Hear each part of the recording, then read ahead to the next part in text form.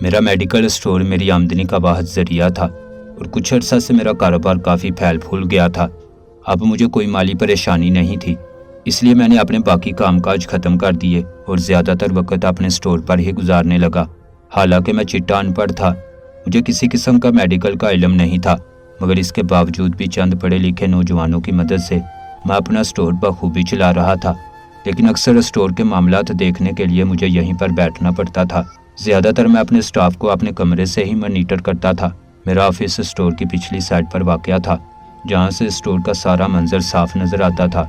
اس دن بھی میں اپنے آفس میں بیٹھا اپنے کسی دوست سے بات کر رہا تھا کہ باہر ایک عورت کے اونچے اونچے بولنے کی آوازیں آنے لگیں، جبکہ اسٹور کا لڑکا بھی اس کے ساتھ بحث کر رہا تھا۔ اسٹور کا ماحول عجیب سا ہو گیا۔ میں یہ سن کر غصے سے اپنے آفس سے باہر نکلا۔ کیا شور مچا رکھا ہے تم نے؟ کیوں بحث کر رہے ہو گاہک کے ساتھ؟ میں نے سیل مین کو خاتون کے ساتھ لڑتا دیکھ کر کہا۔ خاتون گٹھرے سے بنے کاؤنٹر پر کھڑی تھی۔ اس نے اپنے آپ کو سر سے پاؤں تک چادر میں لپیٹ رکھا تھا، جبکہ چہرے پر بھی نقاب تھا۔ یہ دیکھ کر مجھے خاتون کے ساتھ اور بھی ہمدردی ہو گئی۔ سر، یہ ایسی دعا مانگ رہی ہیں جو میں انہیں نہیں دے سکتا۔ سیلز مین نے آگے بڑھ کر مجھے بتایا۔ بھائی، ایسی کیا دعا مانگ لی انہوں نے جو تم نہیں دے سکتے؟ میں نے ایک ایک لفظ چبا کر کہا۔ سر، یہ مردانہ دعائی مانگ رہی ہیں۔ ایسی دعاؤں کا استعمال کرنے سے صحت کو نقصان بھی ہو سکتا ہے۔ بھائی، تمہیں اس سے مطلب مردانہ ہو یا زنانہ، جو کہہ رہی ہیں انہیں دے دو۔ میں یہ کہہ کر اندر چلا گیا۔ اس کے بعد نہ جانے کیا ہوا، میں نہیں جانتا۔ کچھ دن اسی طرح گزر گئے۔ وہ عورت دوبارہ میرے اسٹور پر نہیں آئی۔ لیکن ایک دن میں اپنے اسٹور سے چھٹی کر کے واپس گھر جا رہا تھا کہ وہ عورت اسٹور کے دروازے سے اندر داخل ہوئی۔ اندر داخل ہوتے ہوتے عورت کی نظر مجھ پر پڑی تو اس نے ایک دم خود کو چادر میں چھپا لیا، جیسے مجھ سے اس کا خاص پردہ ہو۔ حالانکہ میں نے اس میں کبھی کوئی دلچسپی نہیں دکھائی تھی، مگر اس کا یوں مجھ سے بچنا بچانا مجھے عجیب سا لگ رہا تھا۔ اگلے دن جب میں اسٹور میں گیا تو میں نے اس لڑکی کے بارے میں سیلز مین سے پوچھا کہ وہ کیا دوائی لینے آتی ہے۔ کہنے لگا، یہ سب ہم تو نہیں جانتے، بس اتنا جانتے ہیں کہ یہ دوائی استعمال کرنے سے صحت کو نقصان ہوتا ہے، اور یہ بھی کہ یہ کوئی عام انسان استعمال نہیں کرتا۔ پھر عورت یہ دوا کیوں کھا رہی ہے؟ ہمیں سمجھ میں نہیں آتا۔ میں اس بات سے مزید پریشان ہو گیا، الجھن کا شکار ہو گیا۔ پھر میں نے اپنے ایک ڈاکٹر دوست کو کال کی، اس سے دواؤں کے نام بتائے۔ وہ کہنے لگا، یہ دوائی مردانہ خصوصیات جیسے کہ داڑھی وغیرہ اگانے کے لیے استعمال کی جاتی ہیں، جبکہ دوسری دوا مضبوطی اور طاقت کی تھی۔ اپنے دوست سے یہ بات سننے کے بعد شاید میں مطمئن ہو جاتا۔ کسی عورت کا بھی یہ دوائی لے کر جانا کوئی ممنوع بات نہیں تھی، کیونکہ آج کل کے نوجوان اکثر اس طرح کی چیزیں استعمال کرتے ہیں جن سے ان کی وجاہت میں اضافہ ہو۔ لیکن عورت کا یہ مشکوک حلیہ، اس کے آنے جانے کا انداز اور اس کا سیل مین سے لڑنا، یہ سب مجھے یاد آنے لگا۔ مجھے لگا ضرور کوئی نہ کوئی بات اس عورت میں غیر معمولی ہے جو مجھے اس کی جانب دلچسپی لینے پر مجبور کر رہی ہے۔ میں نے کئی دن اس کے خیال کو اپنے ذہن سے مٹانے کی کوشش کی، لیکن میں ایسا کرنے میں ناکام رہا۔ بالآخر میں نے فیصلہ کیا کہ اس عورت کی حقیقت جان کر رہوں گا، کیونکہ یہ میرے اسٹور میں آتی جاتی تھی۔ کل کو کوئی اونچ نیچ ہوتی تو اس کا ذمہ دار بھی میں ہی ہوتا۔ اب مجھے اس کے اسٹور پر آنے کا انتظار تھا۔ ٹھیک 1 مہینے کے بعد وہ اسٹور پر آئی۔ میں نے اس سے سلام دعا کی، لیکن اس نے میرے سلام تک کا جواب نہیں دیا۔ میں نے اس سے بات کرنے کی کوشش کی، لیکن وہ منہ پھیر کر چلی گئی۔ اس کی اس بات نے مجھے مزید غصہ دلایا کہ یہ خود کو سمجھتی کیا ہے۔ میں کون سا اس کے پیچھے پاگل ہو رہا ہوں؟ میں تو محض اس کی حقیقت جاننا چاہتا ہوں۔ مگر وہ عورت کوئی بھی بات بتانے پر راضی نہ تھی۔ میں نے بہانے سے اس سے بات کرنے کی کوشش بھی کی کہ یہ دوائی وہ لے کر کیوں جاتی ہیں، لیکن اس نے مجھے کوئی جواب نہیں دیا۔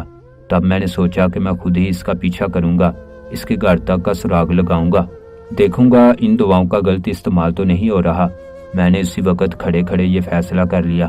اگلے دن کا بھی انتظار نہیں کیا۔ وہ عورت شاید یہ جان گئی تھی کہ میں اس کا پیچھا کر رہا ہوں، تبھی وہ تیزی سے دکان سے نکلی اور مخالف سمت کو چلی گئی۔ میں جانتا تھا کہ یہ عورت عموماً دوسری طرف جاتی ہے۔ آج وہ مجھے جان بوجھ کر دھوکہ دینے کے چکر میں مخالف سمت میں گئی تھی۔ میں بھی ہار ماننے والوں میں سے نہیں تھا۔ میں اپنی کار میں بیٹھا اور بڑے دھیان سے اس کا پیچھا شروع کر دیا۔ وہ بھی نہ سمجھ سکی کہ کالے شیشے والی گاڑی میں کون بیٹھا ہے اور اس کا پیچھا کر رہا ہے۔ تھوڑی دور جا کر اس نے ادھر ادھر دیکھا اور پھر واپس اپنے راستے کو مڑ گئی۔ میں بھی دھیرے دھیرے گاڑی چلاتا اس کے پیچھے چلتا رہا، یہاں تک کہ وہ اس گلی سے نکل کر ایک کچی بستی میں داخل ہو گئی۔ اب تو میرا شک یقین میں بدل گیا۔ ایک جھونپڑی میں رہنے والی عورت بھلا اتنی مہنگی دوائی لے کر کیوں جاتی ہے؟ ज़रूर इसका कोई और मकसद होगा। मेरी दिलचस्पी बढ़ चुकी थी। कच्ची आबादी में कोई गाड़ी वगैरह नहीं जाती थी। अगर मैं गाड़ी ले जाता तो उसे यकीनन शक होता।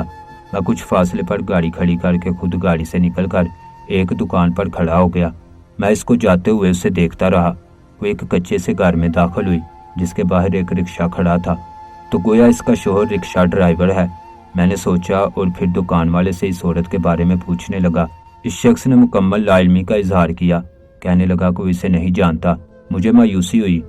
कुछ दूर जाकर मैंने बस्ती के एक दो लोगों से और भी दरियाफ्त किया कि वो इस औरत के बारे में क्या जानते हैं।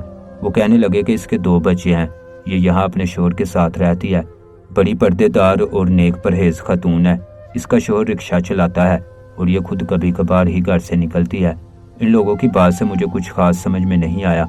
मैंने अल्लाह ताला से दुआ की कि मुझ पर यह मम्मा सलजा दे। न जाने क्यों अल्लाह ने मेरे दिल में इस औरत के लिए इतनी लगन डाल दी थी। हैरत की बात यह है कि मेरे दिल में किसी किस्म के मनफी जज्बात या एहसासात नहीं थे। मैं सिर्फ और सिर्फ नेक नीति या फिर शक की बना पर इसका पीछा कर रहा था। आखिरकार मैंने सोचा कि इस औरत से पूछने की बजाय मैं इसके शोहर से बात करता हूँ। शायद वो इस मामले को समझ भी जाए और मेरी जहनी कश्मकश भी दूर हो जाए। अगले दिन सुबह 5 बजे मैं अपने सारे काम छोड़कर गाड़ी में बैठा और कच्ची बस्ती की तरफ चला गया। सुबह की रोशनी अभी अभी फैली थी। सब लोग सो रहे थे। मैं जानता था रिक्शा ड्राइवर और इस किस्म के दूसरे लोग सुबह सवेरे उठ जाते हैं और अपने कामों पर चले जाते हैं। मैं उन लोगों के घर के बिल्कुल सामने अपनी गाड़ी पार्क करके गाड़ी से देखने लगा कि इस औरत का शोहर कब घर से बाहर आता है और मैं इससे बात करूंगा। तकरीबन आधे घंटे के इंतजार के बाद घर का दरवाज़ा खुला और एक छोटे कद का आदमी बरामद हुआ। आदमी ने पहले इधर उधर देखा, फिर इसकी नज़र मेरी गाड़ी पर पड़ी तो एकदम ठिठक कर रह गया। जल्दी से अपने रिक्शे पर बैठा, लेकिन इससे पहले कि ये आदमी रिक्शा चलाकर यहाँ से दूर चला जाता मैंने उसे जा लिया। भाई साहब सुनिए, मुझे यहाँ आगे तक जाना है, क्या आप मुझे छोड़ देंगे? तब उसने मुंह फेर कर जवाब दिया, आपके पास इतनी बड़ी गाड़ी तो है, तो फिर आप मेरे रिक्शे पर क्यों बैठना चाहते हैं? दरअसल भाई साहब मुझे सब्जी मंडी जाना है। आपको तो पता है वो कैसी जगह होती है, वहाँ गाड़ी लेकर जाना ख्वाह मुसीबत है। अगर आप मुझे पहुँचा दे तो बड़ी मेहरबानी होगी, मैंने कहा और रिक्शे में बैठ गया। मेरा इरादा था कि सब्जी मंडी आने से पहले ही मैं उस शख्स को अपने आने का मकसद बता दूंगा और इससे पूछूंगा कि आखिर इसकी बीवी इस कदर दवाई लेकर क्यों जाती है, और वो भी ऐसी दवाई जिनका मकसद ही गैर वाजिया था। बहरहाल अभी सब्जी मंडी नहीं आई थी कि उसने रिक्शा रोक दिया। क्या हुआ भाई साहब? मैंने अनजान बनकर पूछा।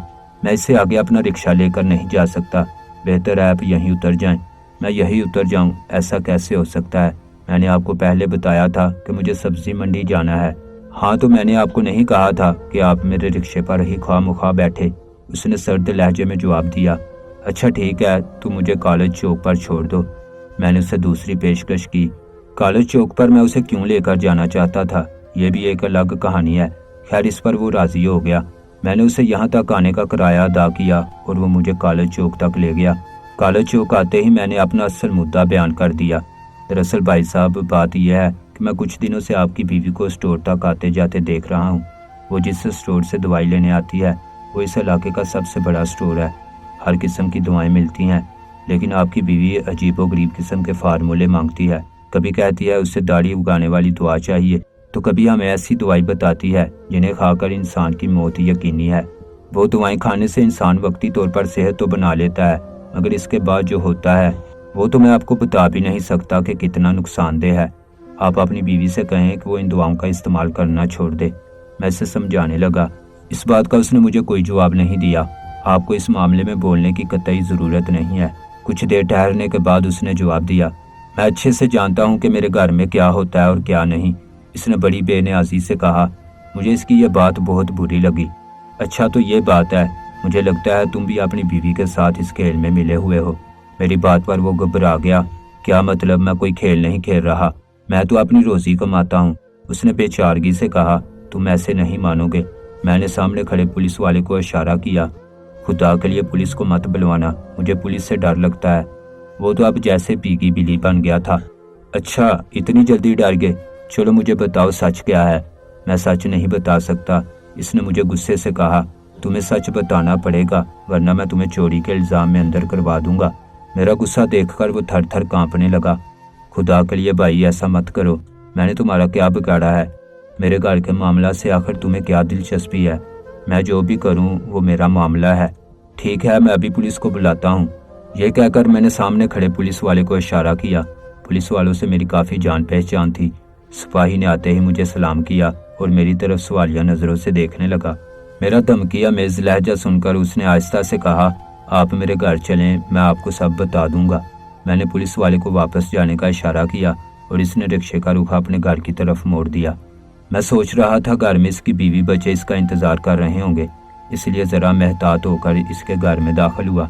लेकिन जैसे ही वो घर में दाखिल हुआ, इसके बच्चे मामा मामा कहकर इससे लिपट गए। ये मंजर देखकर मैं हैरान रह गया।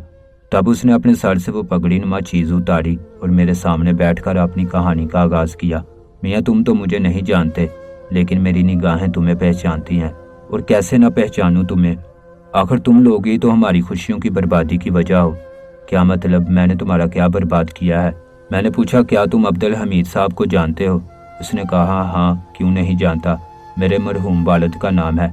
अब्दुल हमीद तुम्हारे लिए मरहूम बाप होंगे, लेकिन हमारे साथ जो उन्होंने किया वो हम जिंदगी भर नहीं भूलेंगे। शायद तुम इस बात से वाकिफ हो गए कि अब्दुल हमीद साहब गुस्से के कितने तेज थे। इनके माँ बाप ने इनकी शादी जल्द ही कर दी थी। अब्दुल हमीद साहब शादी से पहले ठीक नहीं थे। माँ बाप ने तंग आकर इसीलिए इनकी शादी करा दी कि शायद इनका बेटा सुधर जाएगा, लेकिन ये उनकी गलत फहमी थी। शादी के बाद तो इसके और भी पर निकल आए। वो अपनी बीवी को मारने पीटने लगा, यहाँ तक कि इसके तशद्दुद के किस्से मशहूर होने लगे। जब बीवी के रिश्तेदारों ने एतराज़ किया तो अब्दुल हमीद साहब ने किसी की परवाह न करते हुए उन्हें तलाक की धमकी दे दी। अब्दुल हमीद साहब की बीवी यही जुल्म सहते सहते इस दुनिया से रुखसत हो गई। माँ के बाद तो इनके बच्चे बेआसरा हो गए थे। बेआसरा बच्चों को संभालने की बजाय अब्दुल हमीद साहब ने दूसरी शादी रचा ली। उन्होंने दूसरी शादी शहर के एक अमीर और कबीर लड़की से की थी। वो लड़की न जाने इनकी किस बात के दाम में आ गई थी कि बिना छानबीन किए और ये जाने बगैर कि पहली बीवी का अब्दुल हमीद साहब ने क्या हाल किया, इनसे शादी रचा ली। शाजिया इकलौते वालिदैन की बेटी थी, इसलिए उन्होंने बेटी की जिद के आगे हार मान ली और यूं वो अब्दुल हमीद साहब की दुल्हन बन गई। बल्कि अब्दुल हमीद साहब इसके लिए घर दामाद बन गए। जानते हो, वो औरत तो तुम्हारी माँ ही थी। इस इंकशाफ ने मुझे हैरत ज़दा कर दिया। ये तुम क्या कह रही हो? मेरे वालिद ऐसा नहीं कर सकते।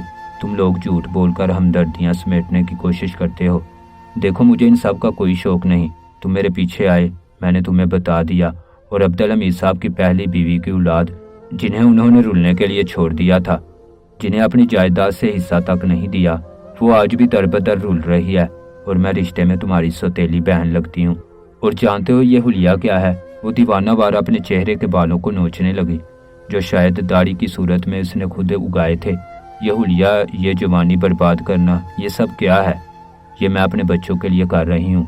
बेवा हो गई थी, तुम्हारी माँ ने न जाने तुम्हारे बाप को क्या पट्टी पढ़ाई कि इसने मुड़कर अपने बच्चों की खबर तक नहीं ली। वो मेरे सामने रोती चिल्लाती जा रही थी। इसके बच्चे अपनी माँ को रोता देखकर परेशान से खड़े थे। मैं समझ नहीं पाया था कि इस सूरत हाल में मैं किस तरह की बात करूं कि इस लड़की को सुकून आ जाए। ये सच कह रही थी या झूठ, मुझे इसका भी अंदाज़ा नहीं था, लेकिन इसकी मजलूमियत, इसका स्टोर पर आना और यहाँ से लेकर अब तक की सारी कहानी मुझे मालूम थी।